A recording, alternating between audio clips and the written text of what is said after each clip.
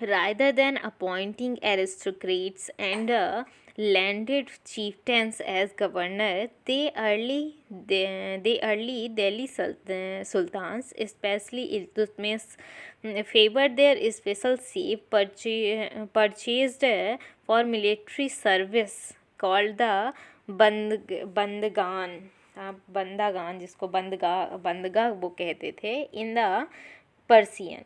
क्या हुआ कि ये जो मतलब कि स्टार्टिंग में देखिए आरंभिक जो दिल्ली सुल्तान का था उसमें विशेषकर जो इल्तुतमिश आया, उन्होंने सामंतों और जमींदार जो थे उनके स्थान पर अपने विशेष गुलामों को सूबेदार नियुक्त किया करना अधिक पसंद किया। मतलब कि वो नहीं चाहते थे कि दिल्ली में कोई और शासन करे, किसी और पे वो विश्वास नहीं करना चाहते थे। कौन? इल्तुतमिश, विशेषकर इल्तुतमिश की बात हम कर रहे हैं। तो इन्होंने क्या किया, जो अपने गुलाम जो थे ना उनको सूबेदार बनाना ज़्यादा पसंद किए। इन गुलामों को फारसी शब्द में बंदगा कहा जाता था, ठीक है ना, तथा इनकी सेवा मतलब इन्हें सैनिक सेवा के लिए खरीदा जाता था, ठीक है। अब देखते हैं कहाँ गया, यहाँ पे है। They were carefully trained to man some of the most important political office in the kingdom। क्या हुआ था कि ये ट्रेन किए जाते थे, मतलब कि इन्हें कुछ बहुत महत्वपूर्ण राजनीतिक पदों पर काम करने के लिए बड़ी सावधानी से प्रशिक्षित किया जाता था, कि मतलब वो चीज़ों को अच्छे से जाने परखें तब वहाँ पे वो मतलब कि रन करे, ठीक है ना।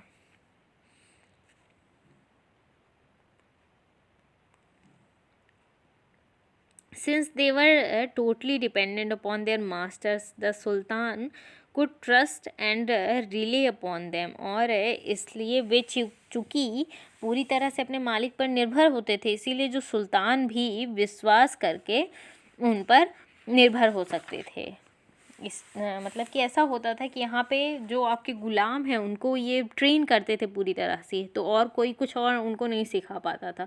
और फिर वही शासन काल में रहते थे, तो शासक अपने राजा पर और राजा अपने शासक पर विश्वास अच्छे से कर पाता था, ठीक है ना।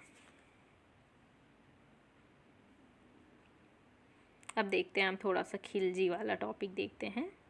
बेटों से बढ़कर गुलाम, ये यहाँ पे एक आपको टॉपिक दिख रहा है। यहाँ पे बताते हैं हम आपको। सुल्तानों को जो सलाह दी जाती थी, जिस गुलाम को वो हमने पाला पोसा और आगे बढ़ाया है उसकी हमें देखभाल करनी चाहिए, क्योंकि तकदीर अच्छी हो तभी पूरी ज़िंदगी में कभी कभी ही योग्य और अनुभवी जो होता है वो गुलाम मिलता है। बुद्धिमान का कहना है कि योग्य और अनुभवी गुलाम बेटे से बढ़कर होता है। क्या आपको गुलाम को बेटे से बढ़कर मानने की कोई कारण समझ में आता है? हाँ, तो पहले इन लोगों के पास कारण हुआ करता था कि ये मतलब कि सोचते थे कि इनका जो बेटा है वो शायद ही इनकी तरह मतलब इनका बात इतना सुने और मतलब ये जो कह रहे हैं उसी को काम करे। ऐसा होता था कि कभी कभी बेटा उनसे ज़्यादा मतलब कि योग्य निकल जाता था, और उस योग्यता के कारण आप समझ सकते हैं ना, वो उन्हीं को पराजित कर देता था और फिर वहाँ पे अपना राज शासन बना लेता था। तो इस वजह से ये गुलाम लोगों को ज़्यादा योग्य माना करते थे और वहीं पे थोड़ा सा इशू था। The Khiljis and the Tughlaq continued to use the Bandga and also raised people of humble birth who were often their clients। क्या होता था कि जो खिलजी और तुगलक शासक थे बंदगा का इस्तेमाल करते रहे और साथ ही अपने पर आश्रित निम्न वर्ग के लोगों को उच्च राजनीतिक पदों पर बैठाते रहे। So to the high political positions, ठीक है, they were appointed at the generals and the governors. However this also introduced in the elements of the political instability। ठीक है, क्या होता था कि ये जिन पदों पर बैठाते थे ऐसे लोगों को सूबेदार और बड़े बड़े पद दिए जाते थे जो गुलाम थे, लेकिन इससे राजनीतिक अस्थिरता भी पैदा होने लगी थी। मतलब कि लोग भले ही कितने भी कितना उनको समझा दें सिखा दें, लेकिन वो उनसे उनके माइंड के अकॉर्डिंग ही वर्क लिया जा सकता है ना, ऐसा हो जाता था. The slaves and the clients were the loyal to their masters and the patrons but not to their heirs. क्या होता था कि जो गुलाम और आश्रित अपने मालिकों और संरक्षकों के प्रति तो वफादार रहते थे, मगर उनके उत्तराधिकारी के प्रति नहीं रहते थे, मतलब उनके बेटों के प्रति नहीं रहते थे. As the result accessions of the new monarch often saw the conflict between the old and the new nobility. क्या हुआ कि जो नए सुल्तान ने अपने नौकर, मतलब नए सुल्तान के अपने नौकर होते थे, और फलस्वरूप किसी नए शासक के सिंहासन पर बैठते ही नए और पुराने मतलब कि जो सरदार के बीच टकराहट शुरू हो जाती थी. जो न्यू है और जो ओल्ड है उनके बीच लड़ाई होने लगती थी.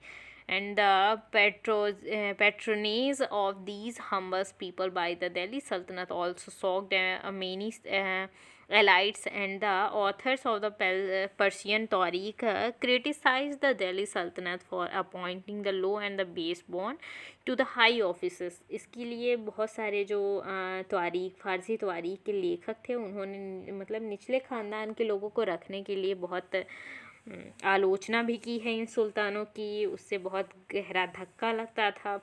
वहाँ ऊंचाई वर्ग में एक अच्छा संरक्षक होना चाहिए जो उसको डिज़र्व करता हो, ऐसा लोग मानते थे. तो ये थोड़ा सा बेकार बात थी इसमें, ठीक है. फिर इसके बाद आते हैं पेज नंबर 39 में, page number 39 and page number 40. इसके बाद अभी एक और है आपका 42 भी है, तो ये थोड़ा सा आपका बचा हुआ है, तो उनको हम कंप्लीट करते हैं धीरे धीरे, ठीक है. Like the earlier Sultan and the Khilji and the Tughlaq's monarch appointed military commanders as the governors of the territory of the varying size. क्या होता था कि पहले वाले जो सुल्तान की ही तरह खिलजी और तुगलक शासकों ने भी सेनायकों को भिन्न आकार के इलाकों के सूबेदार के रूप में नियुक्त किया, ठीक है. These lands and were called the iqta and their holders were called the iqtadar और मुक्ति. और जैसे इन्हें पहले वाले जो सुल्तान थे की तरह ही जो खिलजी और तुगलक के जो शासक ने फिर नए सेना नायकों को भिन्न भिन्न आकार के इलाकों के सूबेदार के रूप में नियुक्त किया था. ये इलाके जो थे जिनके रूप में इन सूबेदारों को नियुक्त किया गया था, इन इलाकों को संभालने वाले को इक्का कहते थे, ठीक है ना. नहीं, इस इलाके को इक्का कहते थे और यहाँ के संभालने वाले को इक्केदार कहा जाता था या फिर मुक्ति कहा जाता था, ठीक है ना. मतलब कि उस इलाके को हम इक्ता कहते थे, इक्ता वर्ड इक्ता.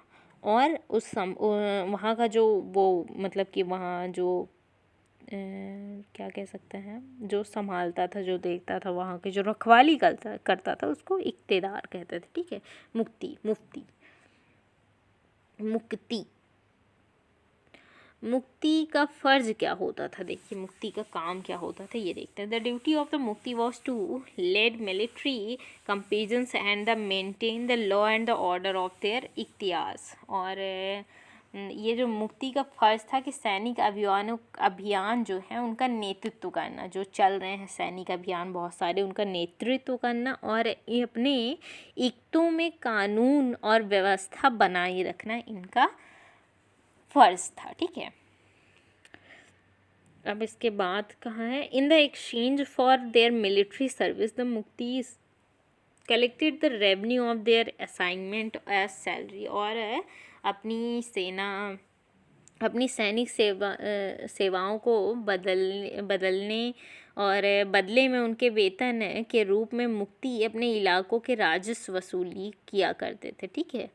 क्या किया करते थे, अपनी सैनिक सेवाओं के बदले वेतन के रूप में मुक्ति अपने इलाकों के राजस्व को, जो वहाँ का वेल्थ होता था, उसकी वसूली किया करते थे, ठीक है.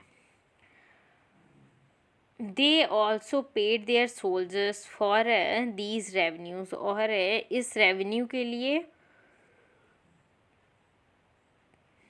इस रेवेन्यू के रूप में मिली रकम से ही वो अपने सैनिकों को भी तनख्वाह देते थे, जो उनका जो भी तनख्वाह रिलेटेड मतलब जो उन्होंने फिक्स कर रखा है वो दिया करते थे। These harsh conditions of the service were rigorously imposed during the reigns of the Alauddin Khilji and the Muhammad bin Tughlaq. Accountants were appointed by the state and check the amount of the revenue collected by the muftis and care taken by the mufti collected only the taxes prescribed by the state and the kept in required the number of the soldiers. क्या होता था कि ये जो मुफ्ती हैं वो मुफ्ती लोग द्वारा एकत्रित जो किए गए राजस्व हैं उस रकम का हिसाब लेने के लिए राज्य द्वारा लेखा अधिकारी नियुक्त किए जाते थे और इस बात का ध्यान रखा जाता था कि मुफ्ती राज्य द्वारा निर्धारित कर ही वसूलें तथा तय संख्या के अनुसार सैनिक रखें। मतलब कि सारी चीज़ें फिक्स हुआ करती थी। खिलजी और तुगलक के टाइम पे भी कोई इधर उधर नहीं कर सकता, सब सारी चीज़ें फिक्स है, मतलब कोई ना कोई कहीं ना कहीं पे अपॉइंटेड है।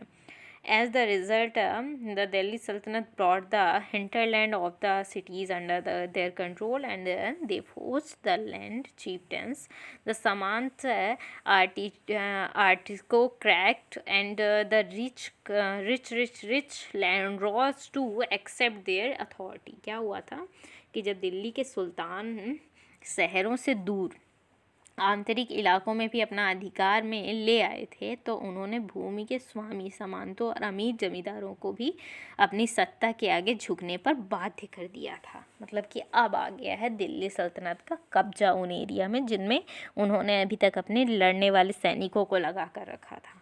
अब क्या होता है आगे, under Alauddin Khilji the state brought the assessment and the collections of the land revenue under its own control. Alauddin Khilji के शासनकाल में जो भू राजस्व का निर्धारण और वसूली के कार्य को राज्य अपने नियंत्रण में ले आया। मतलब कि उसके लिए कोई अलग से वो नहीं होता था कि कुछ लगाया जाएगा, राज्य अपने नियंत्रण में उसको सब कुछ ले लिया था। The right of the local chieftains to levy taxes were cancelled and they were also forced to pay taxes. और जो स्थानीय सामंतों से कर लगाने का अधिकार भी छीन लिया गया और बल्कि उन्हें भी कर चुकाने के लिए बाध्य कर दिया गया। The Sultan's administration measured land and kept careful accounts and बल्कि उनको कर चुकाने के लिए भी बाध्य कर दिया गया था किसको, जो और लोग अभी तक सामान जो कर लिया करते थे। सुल्तान के प्रशासकों में ज़मीन की पैमाइश की और बड़ी सावधानी से हिसाब रखा जाता था, जो ज़मीनें होती थी उनका भी हिसाब रखते थे। फिर there were 3 types of the taxes. यहाँ पे इन लोग टैक्स 3 तरह के लगाया करते थे। On cultivation called the kharaj and amounting of about the 50% of the peasants produce, और 50% जो भी उपज होती थी उसका लेते थे। दूसरा मवेशियों के प्रोडक्शन पर और तीसरा घरों पर भी ये कर लगाया करते। 3 तरह के इनके टैक्सेस हो गए, ठीक है ना। It is important to remember that the large part of the subcontinent remained the outside the control of the Delhi Sultanate. यह याद रखना बहुत ज़रूरी है कि इस उप महाद्वीप का काफ़ी बड़ा हिस्सा दिल्ली सुल्तनत के अधिकार से बाहर ही था अभी तक, और it was difficult to control the distant provinces like the Bengal from the Delhi, and soon after annexing southern India the entire region became independent. क्या हुआ कि दिल्ली से बंगाल जैसे सुदूर प्रांतों का नियंत्रण कठिन था और दक्षिण भारत की विजय के तुरंत बाद ही वह पूरा क्षेत्र फिर से स्वतंत्र हो गया था। मतलब कि बंगाल वाला क्षेत्र फिर से, जैसे इन लोग दक्षिण भारत पे आने लगे ना, तो बंगाल का जो क्षेत्र है वो पूरा फिर से स्वतंत्र हो गया था।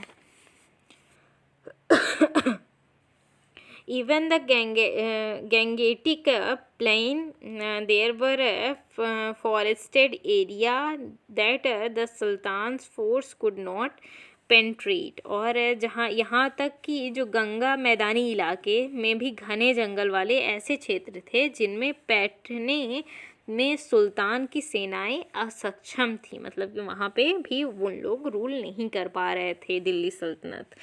Sometimes the rulers like the Alauddin Khilji and the Muhammad bin Tughlaq could force their control in these area but only a short duration। क्या हुआ कि अलाउद्दीन खिलजी और मोहम्मद बिन तुगलक ने इन एरिया, मतलब कि जो गंगा का जो इलाका है, मैदानी इलाका, इन एरिया बंगाल पर ये थोड़ा सा आए अधिकार करने के लिए, लेकिन ये बहुत लॉन्ग टाइम तक यहाँ पे नहीं जमकर रह पाते थे, ठीक है ना।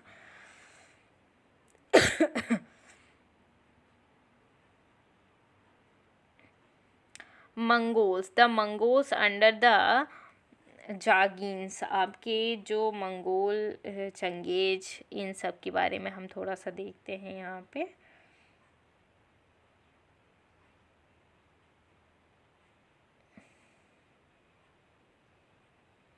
The Mongols under the Genghis Khan invaded Taxonia in the northeast Iran in 1219 and the Delhi Sultanate faced their outslotted soon after। क्या हुआ, चंगेज खान के नेतृत्व में मंगोलों ने 1219 में उत्तर पूर्व ईरान में टैक्स ऑक्सियाना, मतलब कि आधुनिक जो उज़्बेकिस्तान है, जो अभी का उज़्बेकिस्तान है, वहाँ पे हमला कर दिया और इसके शीघ्र बाद ही दिल्ली सल्तनत पर उसका धावा झेलना पड़ा। मतलब कि उनका धावा उन लोग फिर, जैसे कि इन्होंने नॉर्थ ईस्ट ईरान में जो हमला किया था उसके बाद उन्होंने इन पर कर दिया, ठीक है ना। तो क्या हुआ, Mongols attacks on the Delhi Sultanat increased during the reigns of the Alauddin Khilji and the early years Muhammad bin Tughlaq's rule. क्या हुआ कि अलाउद्दीन खिलजी और मोहम्मद बिन तुगलक के शासनकाल के आरंभ में दिल्ली पर मंगोलों के धावे बढ़ गए थे, ठीक है। दिल्ली पर मंगोल मतलब कि चंगेज़ खान, इन लोगों के धावे बढ़ गए थे।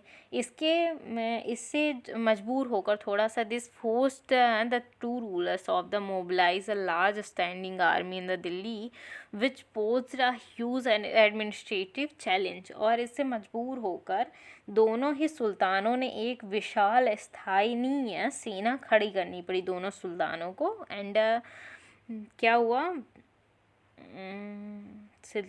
सेनाएं खड़ी करनी पड़ी थी और इतनी विशाल सेनाओं को संभालना प्रशासन के लिए भारी चुनौती भी हो गई थी। Let us see how the two sultan dealt with this. और दोनों सुल्तानों ने इस चुनौती का कैसा सामना किया ये देखते हैं, ठीक है ना।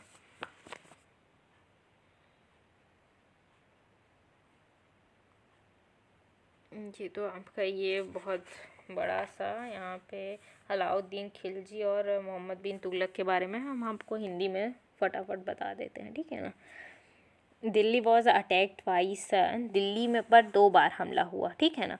कब हुआ था, 1299 में हुआ था, 1299 से 13,000 में, और 1302 से 1303 में 2 बार अलाउद्दीन खिलजी के शासनकाल में। इसका सामना करने के लिए अलाउद्दीन खिलजी ने एक विशाल अस्थायी सेना खड़ा की। अलाउद्दीन खिलजी ने अपने सैनिकों के लिए सारी नामक एक नया गैरिसन शहर बनाया, सीरी नामक, और मानचित्र एक में इसको आप ढूंढ सकते हैं, हम लोग अभी सीरी की बात कर रहे थे।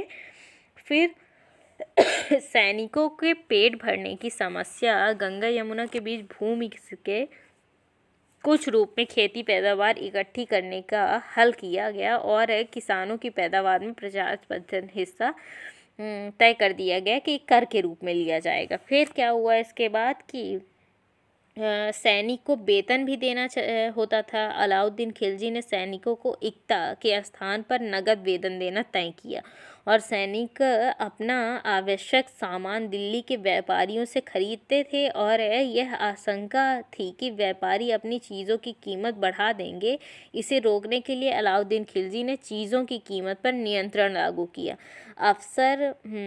बड़ी सावधानी से कीमतों का सर्वेक्षण करते थे और जो व्यापारी निश्चित दरों से उल्लंघन करते थे उन्हें सज़ा मिलती थी। ये सारी चीज़ें अलाउद्दीन खिलजी की बताई जा रही, ठीक है ना। और अलाउद्दीन खिलजी के प्रशासनिक कदम काफ़ी सफल रहे और इतिहासकारों ने कीमतों में कमी और बाजार की वस्तुओं में कुशलता से आपूर्ति के लिए उनके शासनकाल की बहुत प्रशंसा की है। मंगोलों के आक्रमण के खतरे का भी उन पर उन्होंने सफलतापूर्ण सामना किया था। फिर उसके बाद आपके मुग़ल मोहम्मद तुगलक है। मोहम्मद तुगलक का भी ऐसा ही शासनकाल रहा है, इनके साथ ही चल रहा था, ठीक है ना। तो मोहम्मद बिन तुगलक का देखते हैं, चलिए कुछ पार्ट्स देख लेते हैं इनके। मोहम्मद तुगलक के शासन के प्रारंभिक वर्षों में सल्तनत पर हमला हुआ, मंगोल सेना परास्त हो गई। मोहम्मद तुगलक को अपने सेना की शक्ति और अपने संसाधनों पर इतना विश्वास था कि उन्होंने ट्रांसऑक्सियाना पर आक्रमण की योजना बना ली थी। एक अस्थायी सेना तैयार करना उनका आक्रामक कदम था। नया गैरिसन शहर बनाने के साथ स्थान पर दिल्ली के 4 शहरों में से सबसे पुराने शहर दिल्ली एक कोहना को निवासियों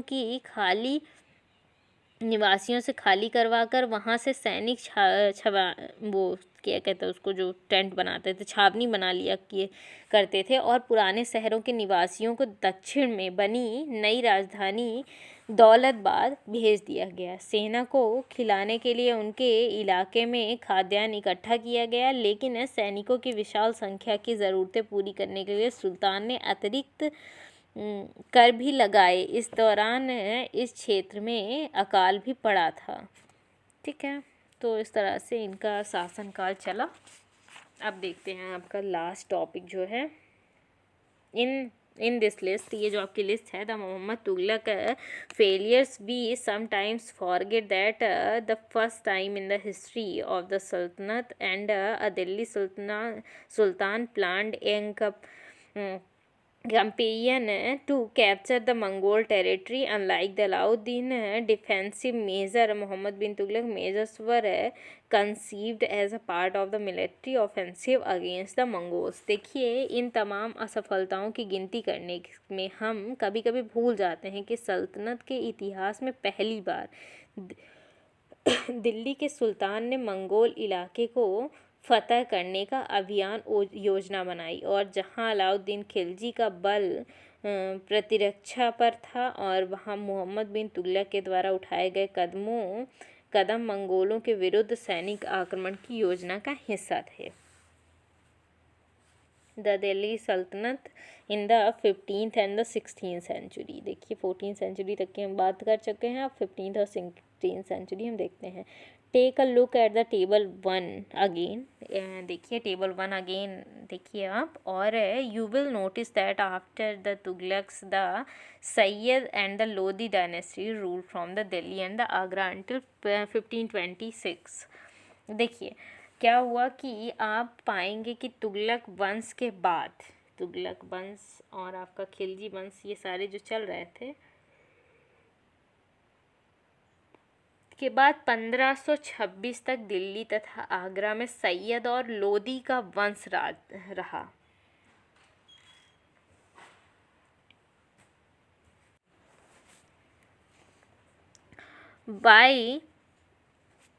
By then, Jaunpur, Bengal and the Malwa, Gujarat, Rajasthan and the entire southern India has independent ruler who established the flourishing states and the prosperous capital. और जहाँ पे आप आपके जैनपुर हो गया, बंगाल हो गया, मालवा, गुजरात, राजस्थान तथा पूर्व के जो भी दक्षिण भारत के स्वतंत्र राज्य हैं वो सब खड़े हो गए थे, उठ खड़े हुए थे। This was also the period which emergence of the new ruling groups like the Afghans and the Rajputs। और यहाँ पे उनकी राजधानियाँ भी समृद्ध थीं और राज्य फल फूल रहे थे। इस काल में अफगान तथा राजपूतों जैसे नए शासक समूह भी उभरे। कौन कौन से नए शासक समूह उभरे थे? अफगान और राजपूत के। Some of the states established in the period were small but powerful, extremely were administrated। इस काल में बहुत सारे, देखिए हम आपको पूरा एक्सप्लेन कर देते हैं ये पहले, ठीक है ना। इस काल में स्थापित राज्यों में कुछ छोटे थे पर शक्तिशाली थे और उनका शासन बहुत कुशल और सुव्यवस्थित तरीके से चल रहा था। शेरशाह सूरी, नाम तो काफ़ी सुना होगा आपने। शेरशाह सूरी 1540 से 1545, इन्होंने बिहार में अपने चाचा के एक छोटे से इलाके के प्रबंधक के रूप में काम शुरू किया था और आगे चलकर उन्होंने इतनी उन्नति की कि मुगल सम्राट हुमायूं 1530 से 40 और 1555 से 56 तक की चुनौती दी और परास्त किया। शेर शाह ने दिल्ली पर अधिकार करके स्वयं अपना राजस्व स्थापित किया। सूर वंश ने केवल 15 वर्ष शासन किया, लेकिन इसके प्रशासन में अलाउद्दीन खिलजी वाले कई तारीखों को अपनाकर उन्होंने चुस्त बना दिया। महान सम्राट अकबर 1556 से 1605 ने मुगल साम्राज्य में समेकित किया और उसमें अपना प्रतिमान के रूप में शेरशाह की ही प्रशासन व्यवस्था को अपनाया था। तो इस तरह से ये आपका दिल्ली का चैप्टर कंप्लीट हुआ, दिल्ली सुल्तान्स का चैप्टर। ये काफ़ी अच्छा चैप्टर था। तो इसके बाद मिलते हैं हम, अपना क्वेश्चन आंसर्स तो आपको मिल ही जाते हैं, नहीं मिलते हैं क्वेश्चन आंसर्स तो आप हमें प्लीज़ कमेंट करके बताइए और हमारे नेक्स्ट वीडियो के साथ जुड़िए, जो 4th चैप्टर का वीडियो आपको कल तक अपलोड मिलेगा। Thank you.